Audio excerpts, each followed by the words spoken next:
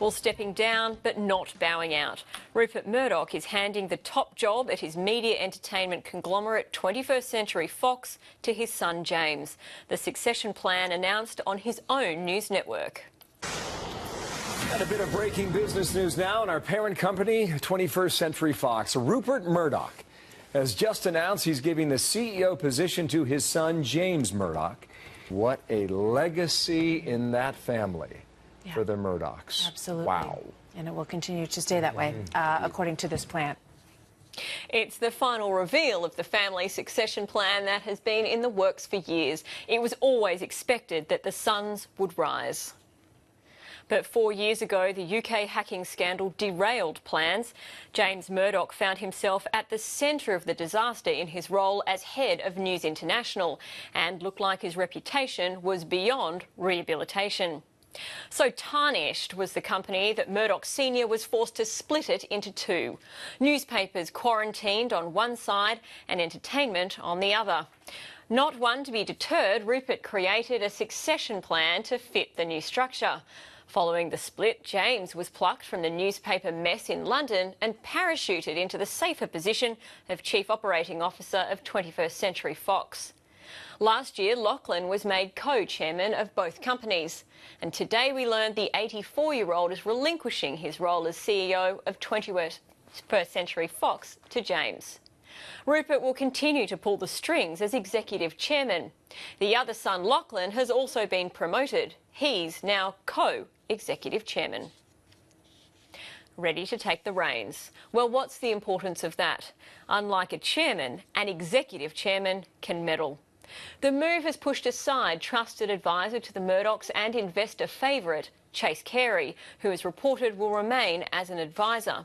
That will hopefully keep the investors happy. They do have questions about how good the Murdoch boys will be at running the show themselves. One thing's for sure, the ownership structure is such that it will be Murdoch DNA running the company, whatever happens. I spoke to analyst Mark McDonnell earlier today. Mark McDonnell, thank you very much for your time. Great pleasure, Elise. Mark, Rupert Murdoch will remain executive chairman of both companies. How important a role is he going to continue to play? I think it's his DNA to be very much in control. But that said, this is part of an orderly, managed process in succession, and he remains co-chairman with his son Lachlan, and James, of course, is stepping up to be officially the chief executive. So the family remains very much in control, but it's now much more a shared responsibility between the three Murdoch men. Lachlan today got the upgrade to become co-executive chairman with his father, Rupert. Does that mean he's been promoted above James? Yes, officially the board appoints the CEO, so that would really mean that James, as CEO, is answerable to the board, including to his brother Lachlan. And I think when you look forward, beyond the time that Rupert is going to be active in the company, we do have a situation where you've got two brothers with shared responsibilities for the corporate direction of 21st Century Fox. And if they were to get into a conflict or a disagreement, then basically Lachlan is James's boss. Are they setting themselves up for a family feud down the track? Well, you've had the role of chief executive and chairman conjoined in Rupert previously, and that's not entirely uncommon in US corporate governance. It's not as common in Australia or in Britain, but now what we have in 21st Century Fox is something much more like what we see with public companies here.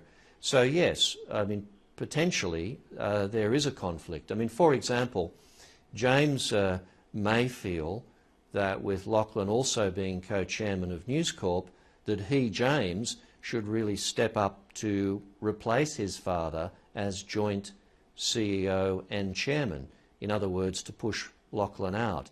Now that's speculation. I mean, there's no suggestion of that, of course, today with the happy news of the appointment, but frankly, into the future, what has been a family tradition around having one person firmly in control has now given way to a different structure with the two of them there. Are the sons ready to take over? Are they smart enough to be at the helm of these companies? Well, look, I'll leave the question of their intelligence for others to answer. They've certainly been groomed over some years, and for quite a while the Murdoch PR department has been talking up their achievements. But both sons do have a string of corporate failures and even corporate collapses behind them. That's absolutely true, and quite prominent ones at that. But then again, Rupert hasn't had unmitigated success either. It's true of, I think, any business career that people will have successes and failures. I think the wider point is that no one that I know thinks that either of them would be in the positions they are, that is to say James or Lachlan, were their names not Murdoch. So there does seem to be something of a genetic lottery at work here rather than a meritocratic system. And frankly, for independent shareholders in 21st Century Fox, I think there'd probably be a little bit of disquiet that Chase Carey is looking like he's now on the outer. He was effectively the minder for James in the Chief Operating Officer role, and he's now serving out a truncated contract, and doesn't look like he's going to be sticking around for too much longer. So is the Murdoch empire in safe hands? Well, only time will tell whether the capacities of the sons are equal to those of the father. I mean, without a doubt, Rupert Murdoch has been one of the most exceptional businessmen of his time. But that time is really coming to an end, and there's no necessary reason to believe that his sons would be as talented as he has been, any more than he was just as talented as his father. In fact, Rupert was much more talented. So the real success of these men is yet to be tested. But equally, the environment in which they're operating is very, very different. And I think the wider point here is that the model of the owner-proprietor, which is really being invoked here with this sort of dynastic succession planning, sits very oddly with 21st century conventions around meritocratic promotion, professional managerial operation, and a higher degree of accountability to independent boards. And those principles, I think, are starkly contrasting with what we see still in essentially a family-run global business. Mark McDonnell, thank you very much for your time.